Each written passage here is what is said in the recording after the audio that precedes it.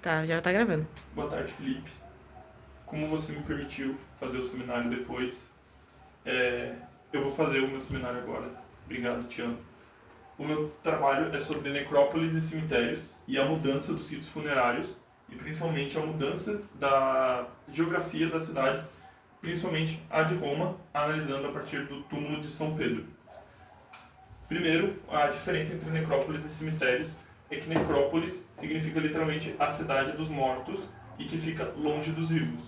Como você pode ver nesse esquema extremamente detalhado que eu fiz aqui, esse círculo maior seria Roma, o círculo menor do lado de fora a necrópolis e o círculozinho no meio menor ainda seria o cemitério. O que quer representar?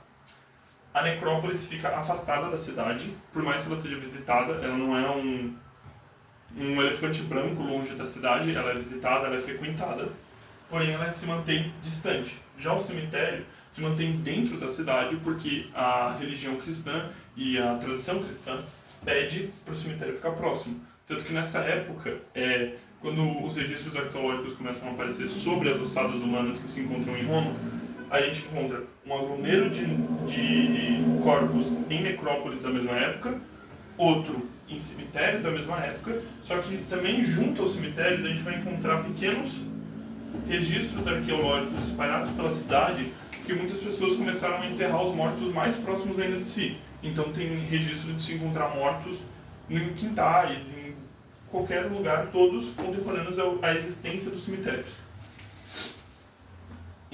Essa é a diferença principal, mas ainda eu acho de novo importante ressaltar que a necrópolis não está completamente afastada da vida romana.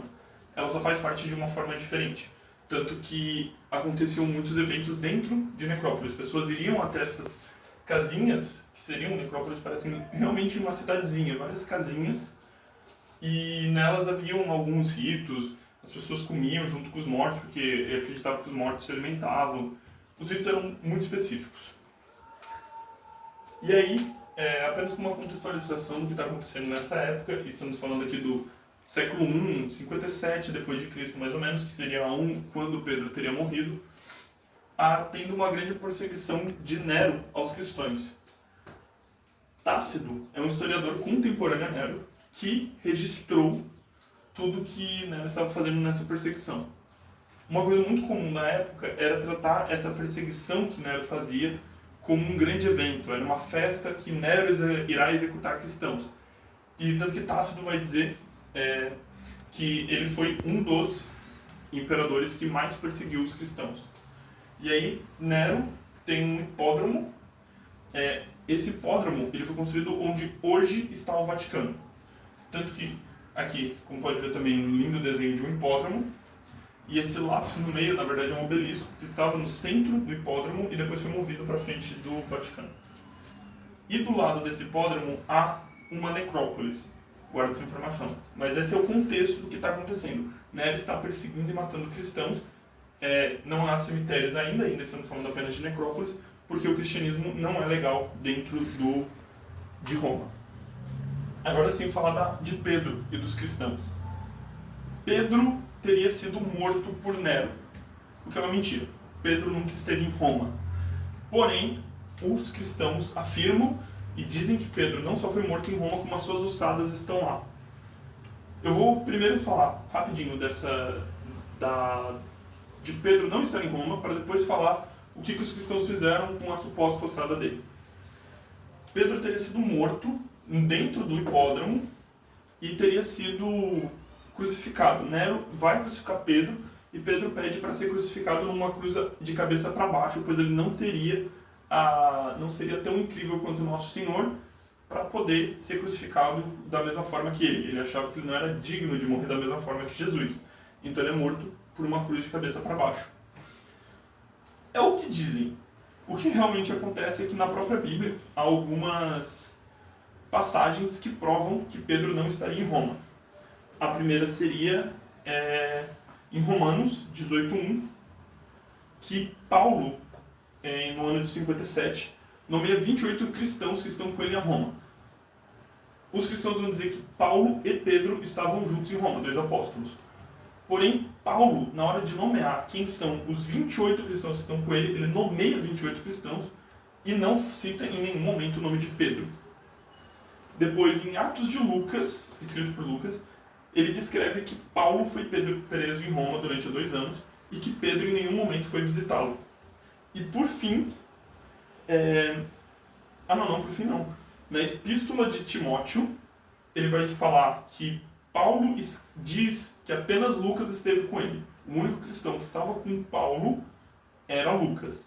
E Pedro vai escrever a sua primeira epístola enquanto ele estava na Babilônia. Mais ou menos no mesmo tempo que Paulo estava preso em Roma. Então o tempo não bate até o tempo da viagem da Babilônia em direção a Roma.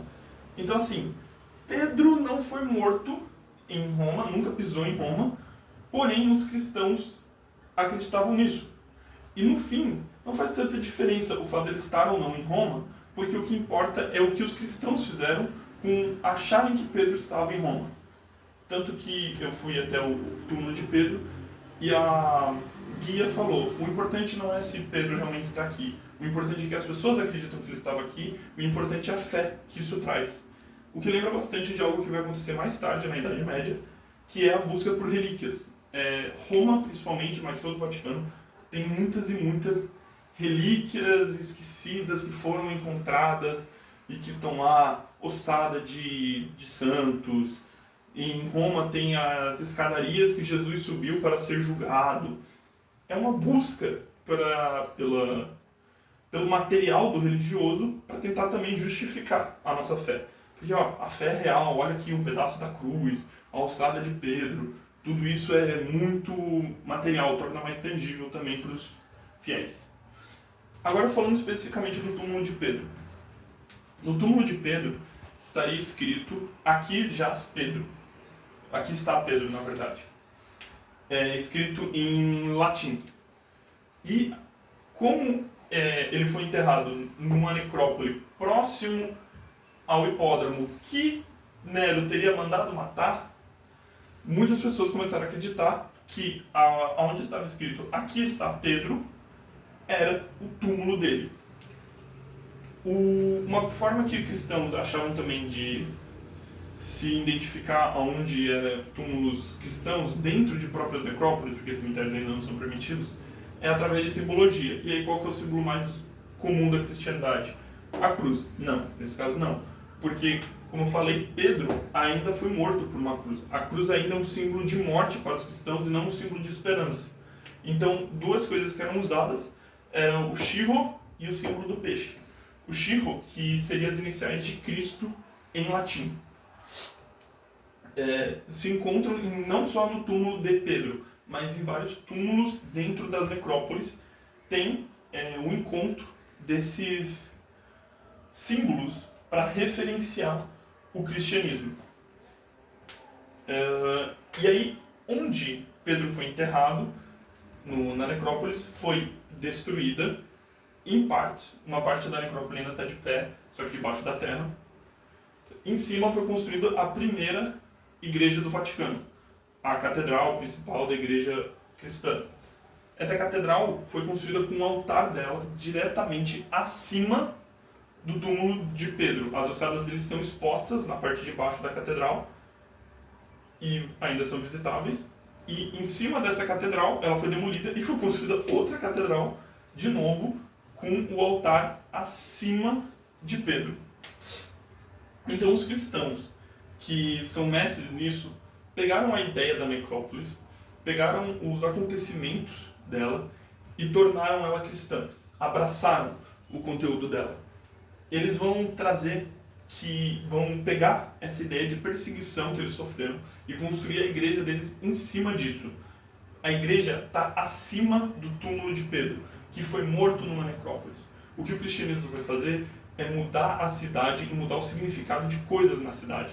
Não é mudar o significado da necrópolis, é mudar o significado de um enterro, de uma cruz, e tornar isso algo muito mais cristão, mudando também a geografia das cidades, principalmente em Roma.